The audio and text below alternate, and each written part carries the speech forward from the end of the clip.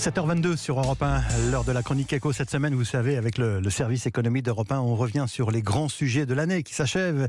Et le seul qui s'annonce également ce matin, c'est avec vous, Aurélien Fleureau. Bonjour Aurélien. Bonjour. Alors on parle de crypto-monnaies, avec une période d'euphorie en 2021. Aurélien, ces crypto-monnaies, le moins qu'on puisse dire, c'est qu'elles ont une sacrée gueule de bois en 2022.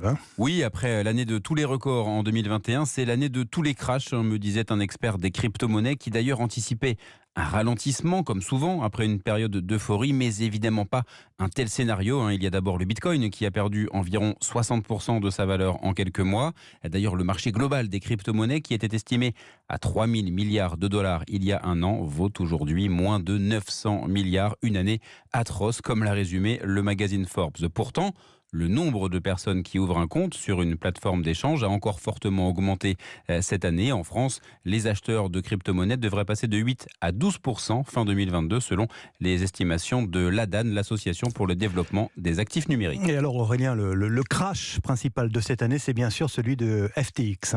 Oui, une immense arnaque, il n'y a pas d'autre mot, orchestrée par le fondateur de FTX, Sam Bankman-Fried. Au moins 1 milliard de dollars de fonds de clients se sont volatilisés. Spectaculaire et inattendu, comme l'explique Julien Furlanetto, spécialiste des sujets crypto et blockchain au sein du cabinet Wavestone. FTX, c'était la deuxième plus grosse plateforme d'échange du monde en termes de volume.